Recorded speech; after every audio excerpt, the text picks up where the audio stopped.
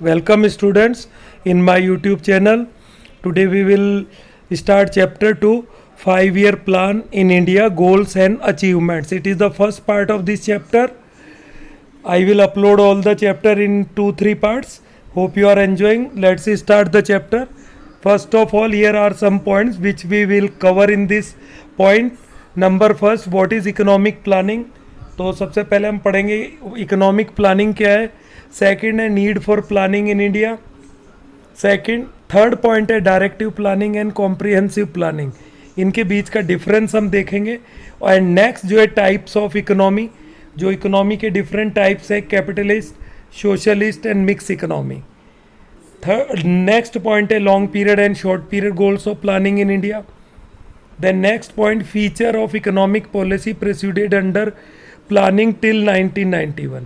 भी 1991 से पहले जो economic policy, economic development policy जो हमारे पॉलिटिशियन और लीडर ने प्लान किया उसके बारे में देखेंगे. देन नेक्स्ट सेकंड लास्ट जो पॉइंट है success of planning.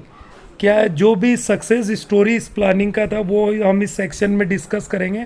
Then failure of planning in India, कि ये जो टारगेट अचीव नहीं कर पाई हमारी प्लानिंग, जिस कारण हमको आफ्टर 1991 के बाद हमारी जो पॉलिसी थी इकोनॉमिक डेवलपमेंट पॉलिसी उसको कम्प्लीटली चेंज करना पड़ा. वो क्यों करना पड़ा इसके बारे में हम जानेंगे. Let's start from the first point. What is economic planning? Economic planning refer to the system under which a central authority like planning commission in India after independent जो था प्लानिंग कमीशन सेटअप किया गया था 1950 में, जो 2015 में इसका नाम बदल के पॉलिसी कमीशन कर दिया नरेंद्र मोदी गवर्नमेंट ने. तो ये सेटअप किया गया था प्लानिंग करने के लिए, एक सिस्टम के लिए. Set a set of targets and specify a set of program. इस जो प्लानिंग में क्या होता है, एक पर्टिकुलर टारगेट सेट किए जाते हैं कि इसको पर्टिकुलर टाइम में अचीव किया जाना है. जो स्पेसिफिक सेट ऑफ प्रोग्राम्स होते हैं वो लॉन्च किए जाते हैं. And policy to achieve those target. इन टारगेट को अचीव करने के लिए कुछ प्रोग्राम और पॉलिसी लॉन्च की जाती है with in the specific period of time. और इनके लिए फिर टाइम पीरियड फिक्स किया जाता है. जैसे इंडिया में 5-year प्लानिंग थी तो उन टारगेट को अचीव करने के लिए 5 year का टाइम डिसाइड किया गया. The principal focus is on the rational management of scar resources. और एक्चुअली में इनका जो पॉलिसी और प्रोग्राम का जो मेन टारगेट होता है कि हमारे कंट्री में जो भी स्केयरसिटी है रिसोर्सेज की, जो स्केयर्स रिसोर्स अवेलेबल है उनका रेशनल मैनेजमेंट, मतलब जो बेस्ट यूज़ कैसे किया जाए to achieve this target without wasting any resource. The resources are to be so rationally optimally utilize, मतलब इनको इतने बेहतर ढंग से यूटिलाइज किया जाता है that the social welfare is maximize along with GDP growth. तो ये 2 पॉइंट आपको याद रखना है. एक तो सोशल वेलफेयर को मैक्सिमम करना और जीडीपी को बढ़ाना, ये दोनों साथ करना, ये प्लानिंग का मेन ऑब्जेक्टिव होता है. किसी भी इकोनॉमी में जब भी प्लानिंग होती है तो उसका मेन ऑब्जेक्टिव क्या होता है कि आप सोशल वेलफेयर को मैक्सिमाइज करें और जीडीपी को भी मैक्सिमाइज करें लिमिटेड रिसोर्स में, उनका ऑप्टिमली या रेशनली यूज करते हुए. So here it is a definition of planning given by the planning commission. Economic planning mean utilization of countries resources in different development activities in accordance with the national priority. National priority के जो target है उनको achieve करने के लिए जो utilisation होता है कंट्री के रिसोर्सेज का डिफरेंट डेवलपमेंट एक्टिविटीज़ में, उसी को इकोनॉमिक प्लानिंग बोलते हैं. तो आप ये डेफिनेशन याद, ये एक्सप्लेनेशन याद कर सकते हैं. अगर ये क्वेश्चन पूछा जाता है what do you mean by economic planning या what is mean by economic planning, तो ये बेस्ट आंसर होगा इसका. ये प्लानिंग कमीशन द्वारा दी गई डेफिनेशन है. Next, in India the idea of economic planning became a reality with the setting up of the planning commission इन 1915. अभी मैंने बताया था ये भी एक MCQ क्वेश्चन हो गया कि when was the planning commission was set up in our country. तो योर आंसर विल बी 1950. तो ये इकोनॉमिक प्लानिंग के टारगेट को अचीव करने के लिए जो हमारी इकोनॉमिक प्लानिंग स्टार्ट हुई वो प्लानिंग कमीशन के सेटअप से ही शुरू हुई under the chairmanship of the professor Mahalanobis. जो महालोनबिस थे ये इसके प्रोफेसर, इनको चेयरमैन इसका बनाया गया. ये it is another important MCQ question. Short answer question है। It is important to note that the planning commission has now been abolish, और अब प्लानिंग कमीशन को एबोलिश कर दिया गया है इन जनवरी 2015, जो मोदी गवर्नमेंट ने डिसीजन लिया। It has been replaced by NITI Aayog. इन हिंदी में इसको नीति आयोग बोलेंगे और इंग्लिश में पॉलिसी कमीशन बोलेंगे। कंफ्यूज मत होना बच्चे, पॉलिसी कमीशन पूछते हैं तो कंफ्यूज हो जाते हैं क्योंकि उन्होंने नीति आयोग याद किया हुआ है। तो नीति आयोग हिंदी में और पॉलिसी कमीशन इंग्लिश में। The role of NITI Aayog is to make such policies that accelerate the pace of GDP growth. तो इसके अंडर में ऐसी पॉलिसीज बनाई जानी थी जो हमारी जीडीपी ग्रोथ को बहुत ज़्यादा एक्सीलरेट करेंगी, मतलब उसकी स्पीड को बढ़ा देंगी। Here you can see the picture of professor PC Mahalanobis. इनका जो टाइम रहा ये 1893 में बर्थ था और 1972 तक इन्होंने काम किया।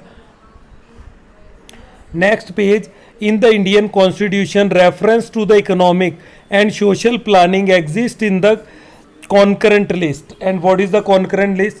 concurrent list वो लिस्ट होता है जिसमें मेंशन जो सब्जेक्ट होते हैं वो अंडर स्टेट गवर्नमेंट और सेंट्रल गवर्नमेंट दोनों में आते हैं।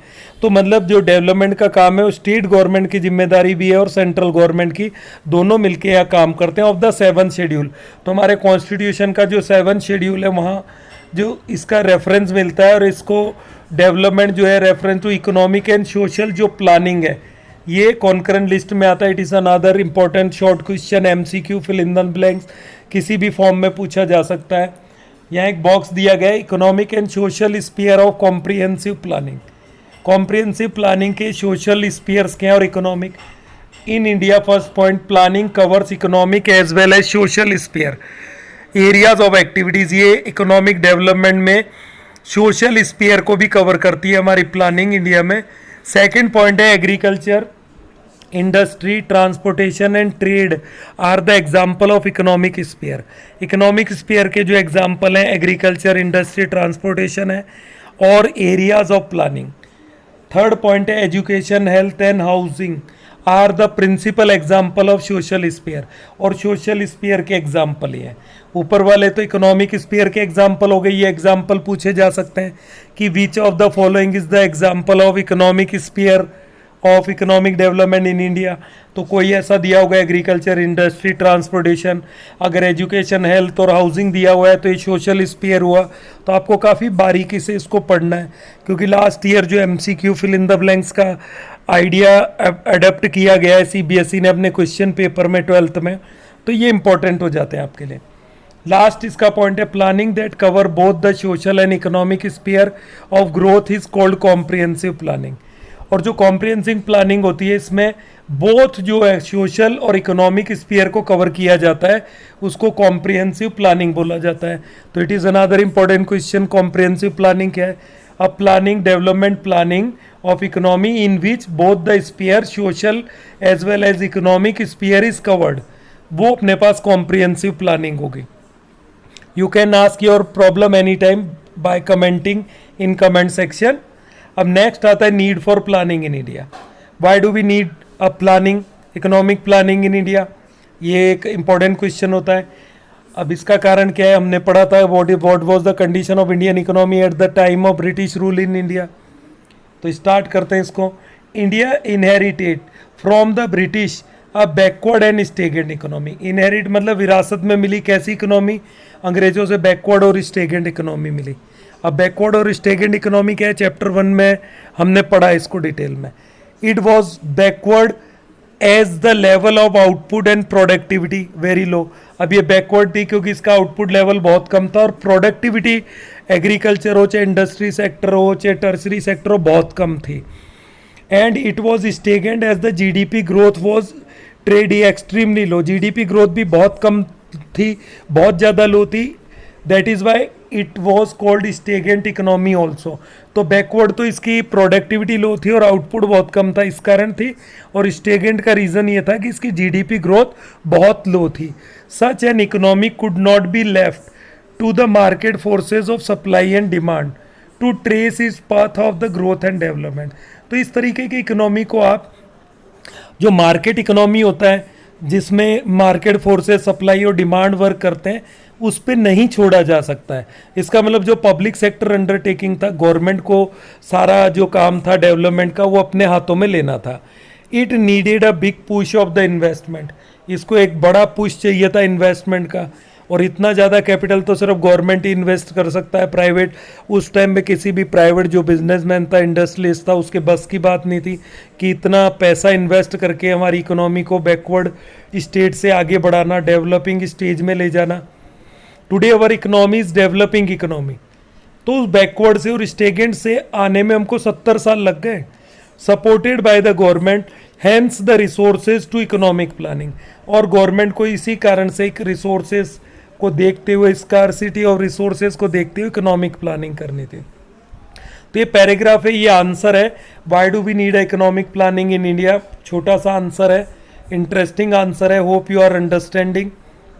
अब यहाँ पे एक बॉक्स दिया गया है, what is free play of the market forces. अब देखो मार्केट फोर्सेज दो होती हैं, डिमांड सप्लाई। इनका फ्री प्ले क्या होता है कि when government do not interfere, government का कोई रोल नहीं होता इसमें, और मार्केट फोर्सेस डिमांड और सप्लाई होती है। जिस चीज़ की डिमांड ज़्यादा होगी, प्रोड्यूसर उसी चीज़ को प्रोड्यूस करेगा in order to earn a big amount of profit. तो इसके पॉइंट हम पढ़ लेते हैं। जो फर्स्ट पॉइंट है, it refer to the situation when the government of country does not interfere with the market forces. मतलब ये ऐसा फॉर्म है मार्केट का जहाँ गवर्नमेंट का कोई इंटरफेरेंस डिमांड और सप्लाई में नहीं होता है। सेकेंड है, producer are free to allocate resources to the production of different goods and service. यहाँ प्रोड्यूसर फ्री होता है, वो जिस तरीके से चाहे रिसोर्सेज को एलोकेट कर सकता है प्रोडक्शन लेवल पे। अब प्राइवेट प्रोड्यूसर क्या करेंगे, जहाँ प्रॉफिट ज़्यादा मिलेगा वहाँ रिसोर्सेज को ज़्यादा इन्वेस्ट करेंगे with the view of maximizing profit. तो जब मार्केट इकोनॉमी में छोड़ा जाता है डिमांड और सप्लाई फोर्सेस पे इकोनॉमी को, तो वहाँ सोशल वेलफेयर बिल्कुल भी कवर नहीं होता, इवन एनवायरनमेंट डिग्रेडेशन और होता है। प्राइवेट प्रोड्यूसर तो एनवायरनमेंट का ध्यान नहीं रखते हैं, तो वो क्या करेंगे, शोषण करने लगेंगे कंज्यूमर का। और इंडियन इकोनॉमी की तो उस टाइम हालत ऐसी थी कि किसी भी रीज़न से इसको मार्केट फोर्सेस पे नहीं छोड़ा जा सकता था। नेक्स्ट पॉइंट है, they will simply produce those goods which face them high price and high profit. तो प्राइवेट जो प्रोड्यूसर है अंडर जो मार्केट इकोनॉमी, उसमें वो ऐसी चीज़ों को प्रोड्यूस करते हैं जो उनको एक बड़ा अमाउंट प्रॉफिट का प्रोवाइड कर सकें। तो it is the third point इसका हो गया। तो अब ऐसी चीज़ों को, no matter whether the poor get even the minimum food, उनको परवाह नहीं है कि गरीबों को 2 टाइम का खाना मिले, उनको तो अपने प्रॉफिट से मतलब है, शेल्टर और क्लोथ। तो जो पुअर सेक्शन है उनकी मिनिमम रिक्वायरमेंट शेल्टर, क्लोथ और फूड की, ये कौन चेक करता है, पब्लिक सेक्टर, मतलब गवर्नमेंट सेक्टर। तो ये भी ज़रूरी हो गया था कि कभी भी मार्केट इकोनॉमी पे नहीं छोड़ा जा सकता। नेक्स्ट पॉइंट आता है फ्री प्ले में कि maximization of the profit dominate the process of decision making. अब जब प्रॉफिट मेकिंग होता है तो जो डिसीजन मेकिंग है, what to produce, how to produce, whom to produce, जो आपने 11th में माइक्रो इकोनॉमिक्स में पढ़े, इसमें कहीं भी सोशल वेलफेयर को कवर नहीं किया जाता अंडर मार्केट इकोनॉमी। जहाँ फ्री प्ले होगा, social welfare is given only a national priority. तो जहाँ गवर्नमेंट होगी वो नेशनल प्रायोरिटी देगी इन चीज़ों को, मतलब पब्लिक सेक्टर अंडरटेकिंग होता है तो वो सोशलिज्म में होगा, जहाँ पे फ्री प्ले नहीं होता मार्केट फोर्सेस का। लास्ट पॉइंट है, it is a model of the capitalist economy. जो फ्री प्ले है ये टोटली जो मॉडल है कैपिटलिस्ट इकोनॉमी का। इसी चैप्टर में आप पढ़ेंगे भी मार्केट इकोनॉमी क्या है, कैपिटलिस्ट इकोनॉमी और मार्केट इकोनॉमी एक होते हैं, सोशलिज्म फॉर्म ऑफ इकोनॉमी का क्या है, और मिक्स इकोनॉमी क्या है। Briefly called capitalism, planning in such a economy is only a directive planning. तो जो कैपिटलिस्ट इकोनॉमी है उसमें सिर्फ डायरेक्टिव प्लानिंग होती है, इफ एट ऑल एक्सेस, इसके हर क्षेत्र में। तो अब डायरेक्टिव जो प्लानिंग है उसमें क्या होता है, गवर्नमेंट थोड़े बहुत इंस्ट्रक्शन देती है but there is no control over production, government का कोई कंट्रोल नहीं होता है। So let's start. यहाँ पे थर्ड पॉइंट को स्टार्ट करते हैं, directive planning and comprehensive planning. तो first of all directive planning क्या है, तो directive planning refer to a system in which planning is introduced just to direct the forces of supply and demand. यहाँ पे आप market जो forces हैं, supply और डिमांड, इसको इंट्रोड्यूस जस्ट टू डायरेक्ट, इनको डायरेक्शन देना है, so that the system does not go wayward from the state of equilibrium, ताकि ये सिस्टम इक्विलिब्रियम से डिसइक्विलिब्रियम की तरफ ना चला जाए, इतना सा डायरेक्शन देना है। अब ऐसी इकोनॉमी में क्या होता है, in such a planning there is no direct participation of the state, state मतलब गवर्नमेंट। तो इस तरीके की जो डायरेक्टिव प्लानिंग है, इसमें गवर्नमेंट का कोई डायरेक्ट पार्टिसिपेशन नहीं होता है in the process of growth. Second है, it is more like directing the private sector with regard to a set of dos and don'ts. मतलब यहाँ गवर्नमेंट सिर्फ प्राइवेट सेक्टर को इतना इंस्ट्रक्शन देती है कि आपको डूज मतलब ये आप कर सकते हैं, एंड डोंट्स ये आप नहीं करेंगे, मतलब इस गाइडलाइंस को आपको फॉलो करना है, so that the national interest does not suffer while individual gains are allowed to be maximize. मतलब जो नेशनल जो इंटरेस्ट हैं वो सफ़र नहीं होने चाहिए, आप अपना प्रॉफिट तो कमा रहे हैं but not at the cost of national interest, भी नेशनल इंटरेस्ट सफ़र नहीं होगा, ये डायरेक्शन गवर्नमेंट उनको देता। ये बड़े इंपॉर्टेंट पॉइंट हैं, आपको याद रखने पड़ेंगे। जब आप अपने सेल्फ नोट्स तैयार करेंगे तो वहाँ इनको स्पेशल एम्फासिस, खास जोर दें। जब आप पढ़ते हैं, रिवीजन करते हैं, तो इन पॉइंट्स को अच्छी तरह दिमाग में रखें। नेक्स्ट आता है directive planning is preceded in capitalist economy. और जो डायरेक्टिव प्लानिंग है ये सिर्फ और सिर्फ कहाँ होती है, कैपिटलिस्ट इकोनॉमी में हो सकता है, सोशलिस्ट इकोनॉमी में ये नहीं होगा। मिक्स इकोनॉमी में भी ये होता है बट मिक्स इकोनॉमी में ये फुल्ली नहीं होगा। नेक्स्ट आता है कॉम्प्रिहेंसिव प्लानिंग। अब कॉम्प्रिहेंसिव प्लानिंग क्या, इनके डिफरेंस भी पूछे जाते हैं, बड़ा इंपॉर्टेंट टॉपिक है ये। On the other hand comprehensive जो प्लानिंग है refer to the system in which government herself participates in the process of growth and development, जहाँ गवर्नमेंट का डायरेक्ट पार्टिसिपेशन होता है। यहाँ हरसेल्फ लिखा हुआ है in reference to our country, because हम हमारे देश को भारत माता बोलते हैं तो जेंडर फीमेल होता है, डोंट बी कंफ्यूज। कई बार बच्चे पूछते हैं सर हरसेल्फ हिमसेल्फ क्यों नहीं लिखा, तो भारत माता के कारण यहाँ हरसेल्फ लिखा जाता। अब कॉम्प्रिहेंसिव प्लानिंग के जो इंपॉर्टेंट पॉइंट है, फर्स्ट है comprehensive planning is proceeded in socialist economy as well as mix economy. तो ये सोशलिस्ट इकोनॉमी में तो कंप्लीट होता है और मिक्स इकोनॉमी में इसका एक पार्ट होता है जो कि गवर्नमेंट के अंडर टेकिंग में आता है। नेक्स्ट पॉइंट है in case of mix economy like India both private and public sector को एग्जिस्ट। मिक्स इकोनॉमी में प्राइवेट और पब्लिक सेक्टर ये दोनों साथ साथ काम करते हैं, तो वहाँ पे कॉम्प्रिहेंसिव प्लानिंग किस अंडर में आएगा, पब्लिक सेक्टर में, और प्राइवेट सेक्टर तो वही अपना डायरेक्टिव प्लानिंग के साथ चलता है। और इंडिया में मिक्स इकोनॉमी है, इसका मतलब प्राइवेट और पब्लिक दोनों काम करते हैं, तो यहाँ मिक्स फॉर्म चलता है कॉम्प्रिहेंसिव प्लानिंग का और डायरेक्टिव प्लानिंग का। तो ये 3 पॉइंट तो हमने डायरेक्टिव प्लानिंग के पढ़े हैं, 1 2 3 ये आपको अच्छे तरीके से लर्न करना है, लर्न बाय हार्ट। और कॉम्प्रिहेंसिव प्लानिंग के 2 पॉइंट हैं, तो इस बेसिस पे आप इन दोनों में डिफरेंस भी लिख सकते हैं। ये क्वेश्चन बनता है, बड़ा कॉमन क्वेश्चन है, what is the difference between directive planning and comprehensive planning, और रियली इंपॉर्टेंट क्वेश्चन।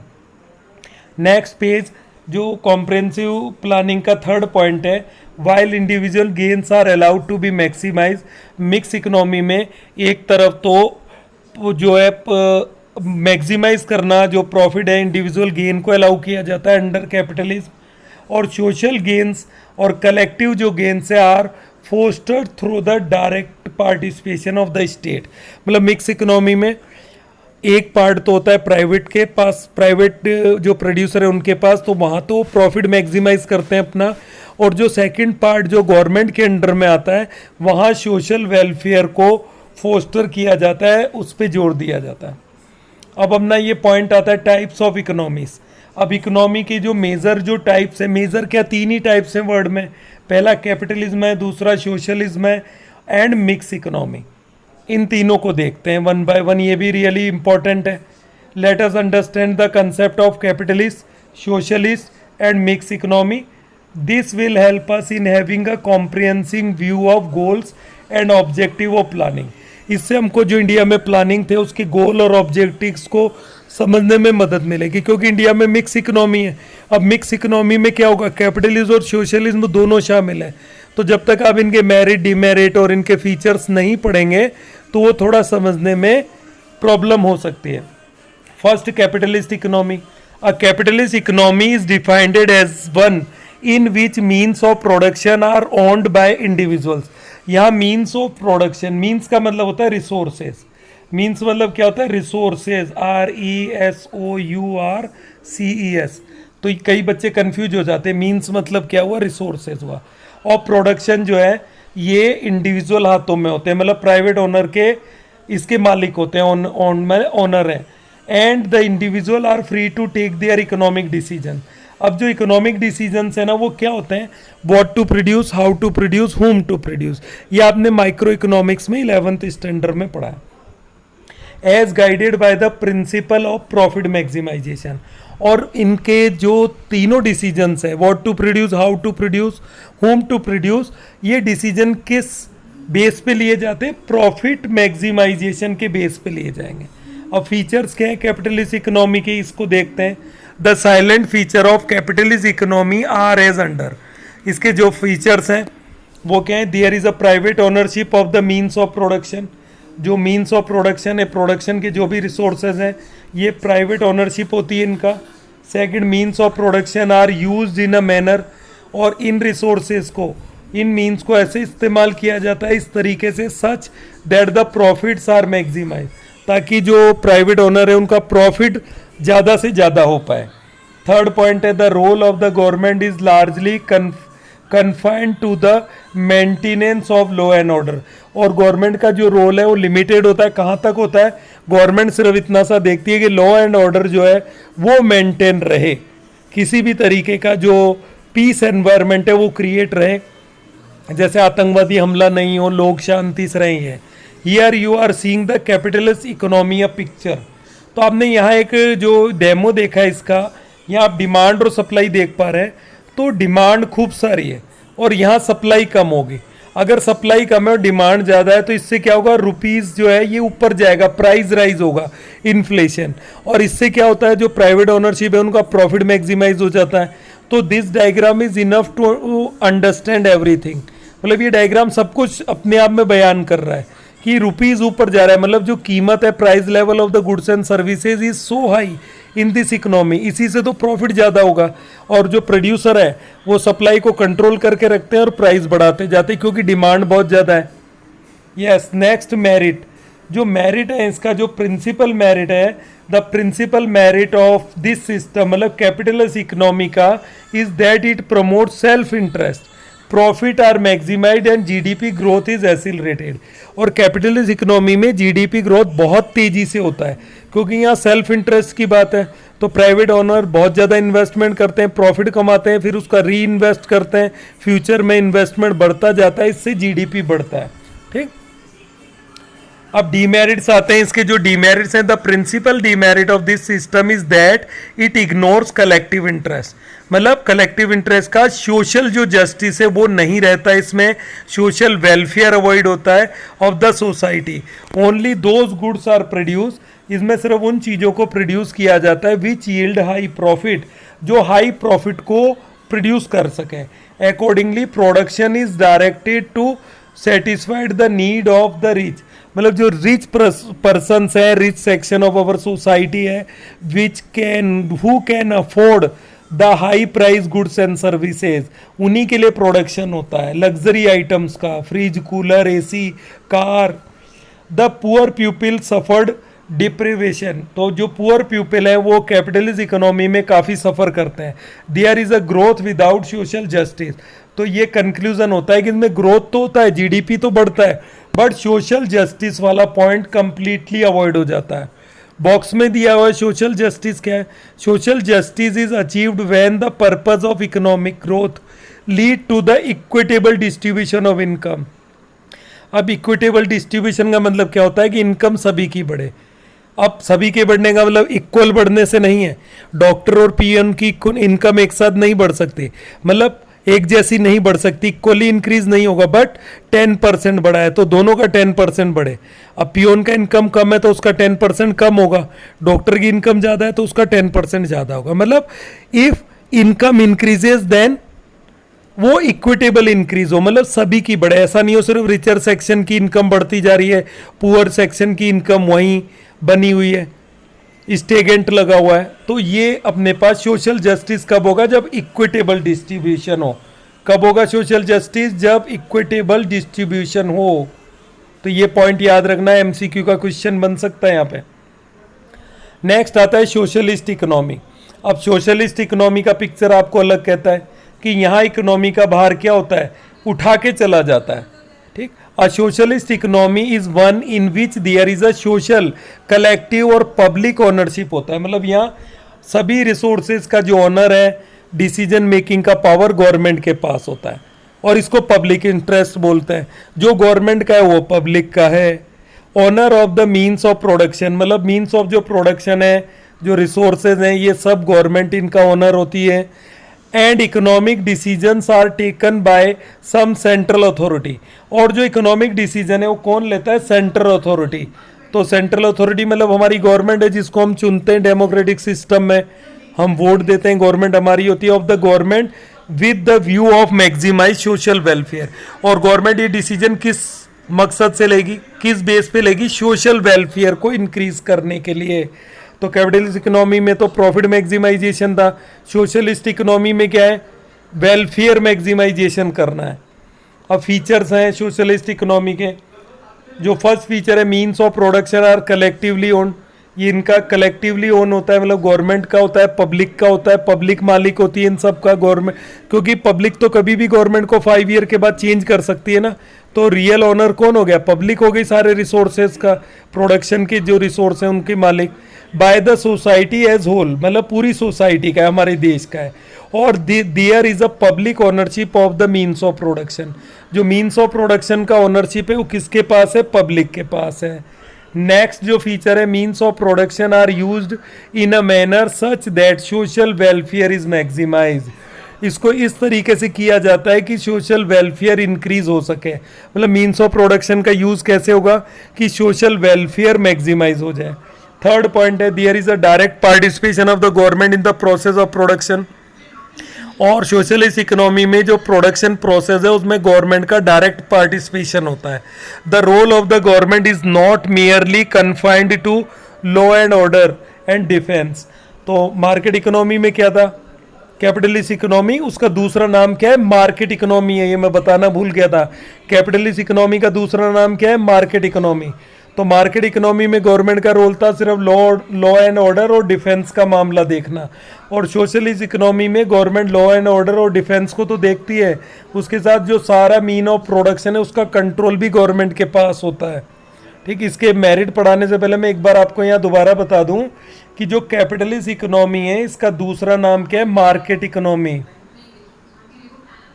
क्या बोलेंगे इसको? Market economy. ये मैं स्क्रीन पे इसलिए लिख रहा हूँ कि आपके दिमाग में ये छप जाए, इम्प्रिंट हो जाए। इसके दो नाम है, डोंट बी कंफ्यूज। नाउ जो मेरिट है उनके सोशलिस्ट इकोनॉमी के, मेरिट क्या है? जो उसका डीमेरिट था कैपिटलिस्ट इकोनॉमी का, वो इसका मेरिट है कि यहाँ सोशल वेलफेयर पे कंसंट्रेशन होता है। सोशलिस्ट इकोनॉमी अचीव इक्वलिटी, यहाँ इक्वलिटी आती है, मतलब जो रिच और पुअर के बीच का गैप है वो धीरे धीरे कम होता है in the distribution of income. जो नेशनल इनकम होता है उसका डिस्ट्रीब्यूशन इक्विटेबल होता है, मतलब गरीब की इनकम भी बढ़ेगी और रिच की इनकम भी बढ़ेगी और मिडिल क्लास लोगों की इनकम भी बढ़ेगी। ग्रोथ प्रोसेस बिकम इंक्लूसिव, मतलब ग्रोथ प्रोसेस इंक्लूसिव होता है, मतलब ग्रोथ का फायदा सभी, जो each and every section of society है उसको ग्रोथ का, जीडीपी जो ग्रोथ होती है उसका बेनिफिट मिलता है। And it is based on the principle of social justice. और जो सोशलिस्ट इकोनॉमी है ये सोशल जस्टिस को अचीव करने के पॉइंट पे बेस्ड है। अब डीमेरिट्स क्या है? यहाँ जीडीपी जो ग्रोथ है उसका प्रोसेस लो हो जाता है। ये क्या था? ये मेरिट था कैपिटलिस्ट इकोनॉमी का।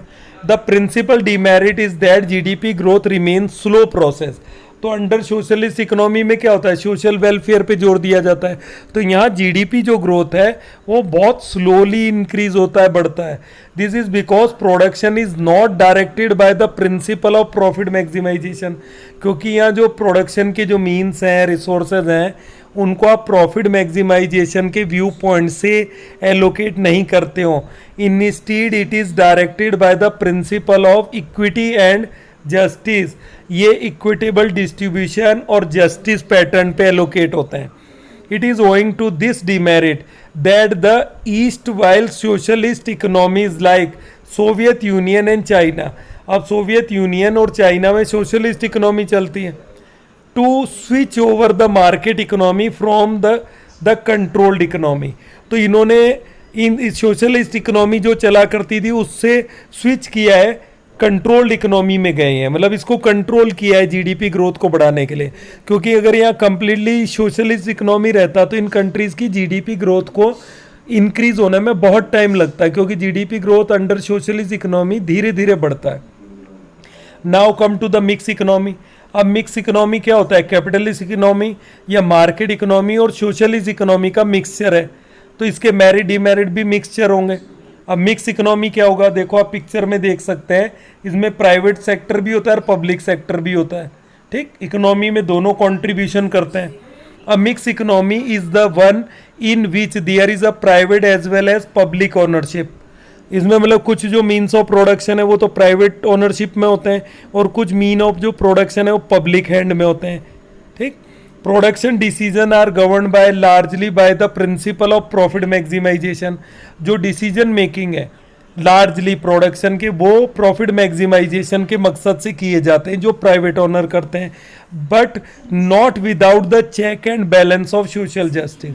बट यहाँ उनको सोशल जस्टिस को चेक करना है, मतलब प्रॉफिट तो मैक्सिमाइज करो but not at the cost of social justice. मतलब यहाँ पे जो प्राइवेट ओनर्स हैं वो सोशल जस्टिस को सेक्रीफाइस करके या अवॉइड करके अपना प्रॉफिट मैक्सिमाइजेशन नहीं कर सकते हैं, उनको सोशल जस्टिस को बैलेंस बना के चलना ही होगा। नेक्स्ट पेज है फीचर। अब मिक्स इकोनॉमी के फीचर क्या होंगे? दोनों को कंबाइन कर दो। फर्स्ट है means of production are owned by private entrepreneurs as well as government, दोनों के हाथों में होगा। Second, in the private sector production decision are governed by the principle of profit maximisation. तो यहाँ पे जो प्रोडक्शन डिसीजन है, प्राइवेट सेक्टर तो प्रॉफिट मैक्सिमाइजेशन करने के लिए डिसीजन लेगा, वाइल पब्लिक सेक्टर सोशल जो वेलफेयर है उसको इंक्रीज करने के लिए अपने प्रोडक्शन डिसीजन लेता है। Rule to roast. थर्ड है both private and public sector play the significant role in the process of production. तो यहाँ प्रोडक्शन का जो डिसीजंस हैं, जो महत्व है, ये प्राइवेट और पब्लिक दोनों सेक्टर अपना अपना रोल प्ले करते हैं मिक्स इकोनॉमी में। अब मार्केट इकोनॉमी में तो ओनली प्राइवेट सेक्टर होता है, सोशलिज्म में ओनली पब्लिक सेक्टर मतलब गवर्नमेंट होता है, मिक्स इकोनॉमी में ये दोनों ही प्रोडक्शन एक्टिविटीज़ को संभालते हैं। मेरिट्स है इसका। The principal merit of mix economy is that it combines the merit of capitalist as well as social economy. मतलब इस मिक्स इकोनॉमी में कैपिटलिस्ट इकोनॉमी या इसको मार्केट इकोनॉमी बोलें और सोशलिस्ट इकोनॉमी दोनों का कंबाइंड फॉर्म मिलता है, दोनों की मेरिट इसमें कंबाइंड है। On the one end GDP growth is encourage because private entrepreneur are free to focus on profit maximisation. Mix economy में प्राइवेट प्रोड्यूसर तो फ्री हैं अपना प्रॉफिट मैक्सिमाइज करने के लिए, तो वो जीडीपी ग्रोथ को एक्सीलरेट करेंगे। On the other hand social justice of equality is promoted. यहाँ इक्वलिटी और सोशल जस्टिस का भी प्रमोशन होता है because the government sector place high priority on the maximisation of social welfare. क्योंकि गवर्नमेंट की प्रोडक्शन प्रोसेस पे प्रायोरिटी होती है, जो गवर्नमेंट है वो किसको इंक्रीज करेगा? सोशल वेलफेयर को। तो इसकी जो मेरिट है वो कंबाइंड मेरिट होंगे कैपिटलिस्ट इकोनॉमी और सोशलिस्ट इकोनॉमी में। डीमेरिट्स आते हैं। The principal demerit is that the government sector is often inflicted with the corruption. अब देखो ये बड़ा डीमेरिट है इसका, और ये बहुत कहते हैं अनफॉर्चुनेटली है कि गवर्नमेंट सेक्टर में काफ़ी करप्शन देखा गया आफ्टर इंडिपेंडेंस। कुछ ईयर तक तो सही चला पीएसयू मतलब पब्लिक सेक्टर अंडरटेकिंग, बट बाद में इसमें करप्शन आ गया। जैसे कई सरकारी अफसर रिश्वत लेते हैं, आज भी पकड़े जाते हैं, leading to the low level of efficiency और प्रोडक्टिविटी। तो शुरू में तो productivity under public sector undertaking बहुत अच्छा दिखा, बाद में ये प्रोडक्टिविटी लो होती चली गई। दैट इज़ वाई आफ्टर 1991 हमको कंप्लीटली प्राइवेटाइजेशन की तरफ जाना पड़ा। Like India are gradually opting for privatisation of the public entrepreneur. जो भी पब्लिक हैंड में थे प्रोडक्शन डिसीजन, उन सब का प्राइवेटाइजेशन करना पड़ा। जैसे अभी अपन राजस्थान से, मैं जयपुर से आपको पढ़ा रहा हूँ, तो यहाँ पे जो JVVNL है, मतलब जयपुर विद्युत वितरण निगम, इसका भी प्राइवेटाइजेशन हो चुका है। क्योंकि जब तक ये पब्लिक सेक्टर में था तो लोग बिजली की चोरी करते थे। खुद जो तो विद्युत विभाग के जो लोग थे वो इसमें शामिल थे, वो गड़बड़ करते थे। प्राइवेट जो स्कूल है उनमें अच्छी पढ़ाई होती है और गवर्नमेंट स्कूल में टीचर सिलेबस तक कवर नहीं करता है, तो ये इसका बड़ा डीमेरिट है। It may be noted that most economies of the world are now mix economy, और इसी कारण से आज वर्ल्ड की जो बड़ी बड़ी इकोनॉमीज हैं वो सारी क्या है, मिक्स इकोनॉमी बन चुकी हैं। क्योंकि मिक्स इकोनॉमी में दोनों चीज़ें कवर्ड होती हैं, एक तो जीडीपी ग्रोथ भी बहुत तेज़ी से बढ़ता है और सोशल वेलफेयर भी इजीली अचीव होता है। Production decision are govern largely by the market forces. जो प्रोडक्शन डिसीजन है बिग, वो तो मार्केट फोर्सेज के अकॉर्डिंग कैपिटलिस्ट इकोनॉमी के बेस पे लिए जाते हैं, सप्लाई और डिमांड से, but are regulated by the way of direct of the indirect intervention of the government. मतलब यहाँ डिमांड और सप्लाई के जरिए डिसीजन तो लिए जाते हैं, बट उनमें गवर्नमेंट का इंटरवेंशन मतलब दखल अंदाजी होती है। सो दीज आर द 2 और 3 टाइप्स ऑफ द इकोनॉमी, हमने इसको पढ़ा है। I hope you are enjoying.